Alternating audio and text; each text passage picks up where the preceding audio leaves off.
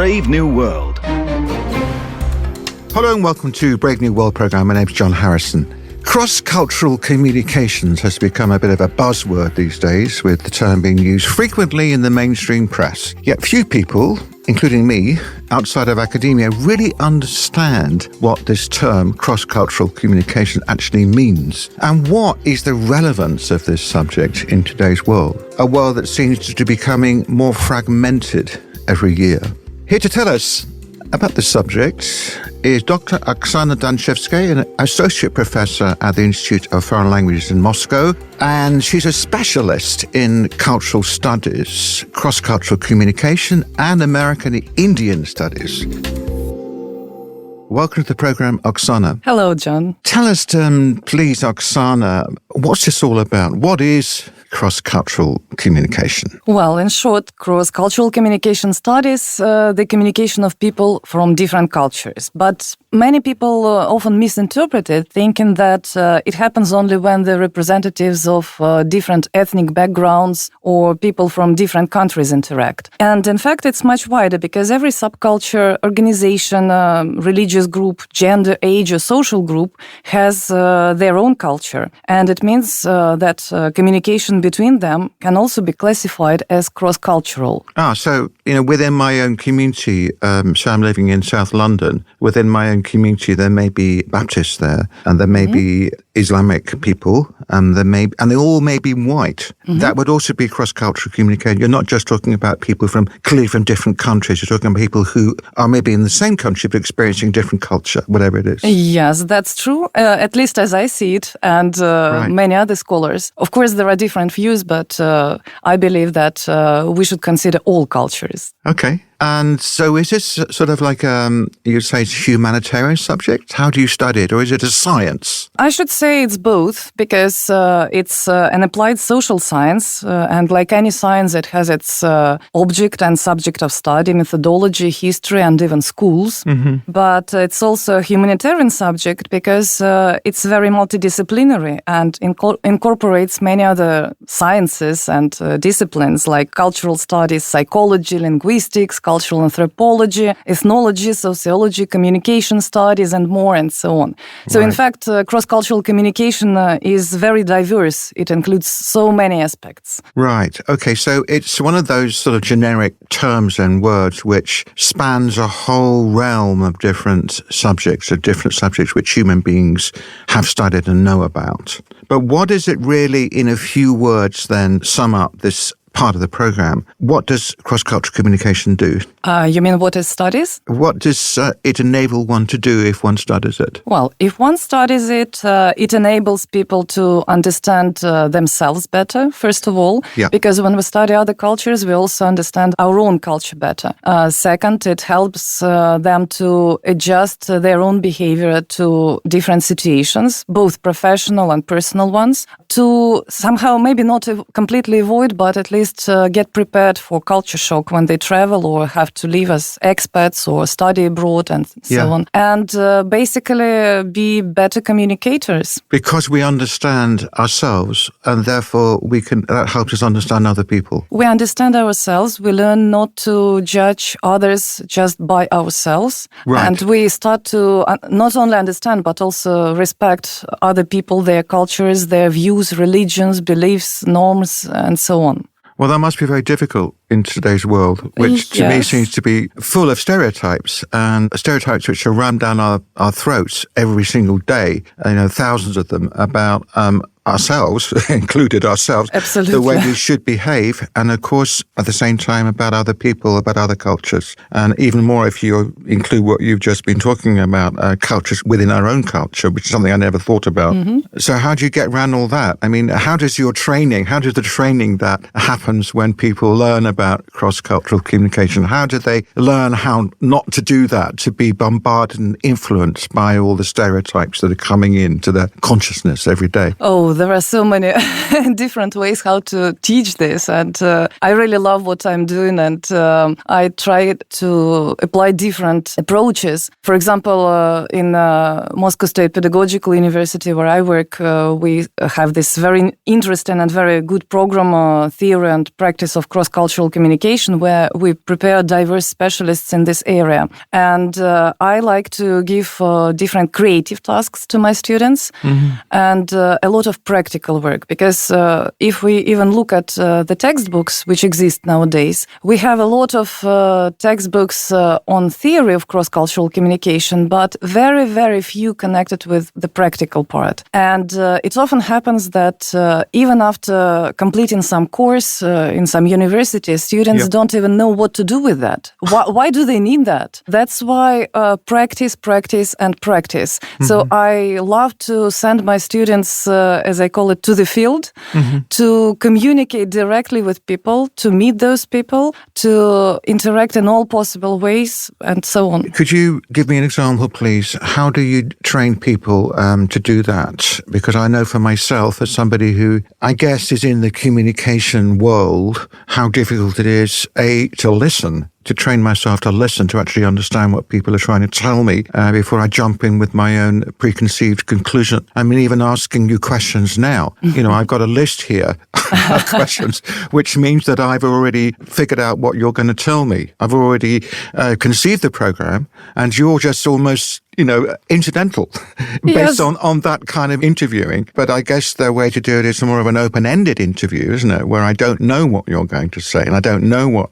this conversation is going to lead to. How do you train people to do that? Well, in fact, what you're describing is exactly what interview is. As I said, as cross-cultural communication uses methods of research from different sciences, we also use a lot of sociological methods of research, like interviews, questionnaires, observation, and so on. So, for example, I ask students to, let's say the safest probably way is just to observe people. And you cannot even imagine what interesting results they get when, I am myself surprised sometimes when they tell me what they discover. They were observing, one of the many tasks they were doing was observing foreigners in the Moscow metro and the way how they behave regarding their personal space, regarding eye contact, nonverbal communication. And they made a lot of interesting observations. Okay, I'm sorry, you've got to tell us about this. But after a short break. Brave New World. Welcome back to Brave New World. Today I'm talking to Dr. O.E.Danchevskaya, a specialist in cultural studies, cross-cultural communication and American Indian studies. And she works at the Institute of Foreign Language of Moscow State Pedagogical University. Now, Oksana, we just got onto a very interesting subject. How do foreigners behave themselves from judging from the results of what your students have observed by seeing these people, for example, in the Moscow metro? Depending on the ethnicity, and as you can understand, when they observe people, they cannot not know 100% their ethnicity. They can only guess it. They notice that, let's call it, let's also stereotype a bit and generalize. Yeah. Asian people are usually a bit more polite, and they offer their seats to elderly people, and they try not to bump into anyone. Then African people are a bit more noisy, and they sometimes even listen to loud music, so don't really pay so much attention to the people around. Russians, unfortunately, were not the politest ones here, as we could guess. But what are the English like? I suppose you can't tell whether English or not. Yeah, it's a bit difficult the English. Yeah. But may I challenge you here? But that would be then to impose a framework, a matrix of behavior, which you have conceived beforehand, which was based on some previous research, or how people should behave. What is politeness? Well, that's true. So what we usually do, we study simultaneously theory and practice, just not to have my students have those stereotypes before they go on for some field research. Of course, we need to learn some theoretical stuff, but then we just continue with the practical one. And then we see if what they studied was right. Because sometimes they see that this is quite the opposite. Yeah. Okay, well, I'm going to make an excuse here. I'm going to refer to my notes. I'm going to return back to quantitative questioning because I'm working within the framework of a 15-minute radio program. So excuse me, all you qualitative interview people out there. My next question. I hear that you're a specialist in North American Indians. What aspects of the history of this subject are you interested with? In particular? Personally, I'm mostly interested in mythology, and I started by American Indian mythology, and then I discovered how similar this is with the one of some other peoples, especially those from Siberia and the Russian North. And then there are so many mythological parallels and parallel motifs all over the world that I got interested in all mythologies. But well, I suppose you would do. I mean, if you've got Russian North is linked up to North American Indians, I mean, that's pretty confusing, isn't it? If you grow up in the same world that I've grown up in, where there's definitely different countries, different blocks of countries, and not to mention all the political and economic barriers as well between them at the moment, at least. It could be. It could be just like in any other subject. The more we know, the more we understand we don't know. The more we understand, the less we know. Absolutely. Yes, yeah. Okay, so that, I guess, leads us on to the most important question, which I've left until the end of the program. Mm-hmm. Then what is the purpose and how can cross-cultural communications help us? I mean, let's face it, the world we live in is going through, I would say, an, quote, interesting phase. Mm-hmm. It seems to me that having been brought up in a liberal, I guess, democratic environment in Britain and been born into the EU, a structure which is now being threatened. And we seem to be moving towards fragmentation, not unification, it seems to me, and not becoming too political or anything like that. But it seems to me that we're living in a very interesting phase in world development. How can cross-cultural communication, what input can that make into perhaps understanding and even resolving some of the issues that we're up against today? First, let me agree with you that, yes,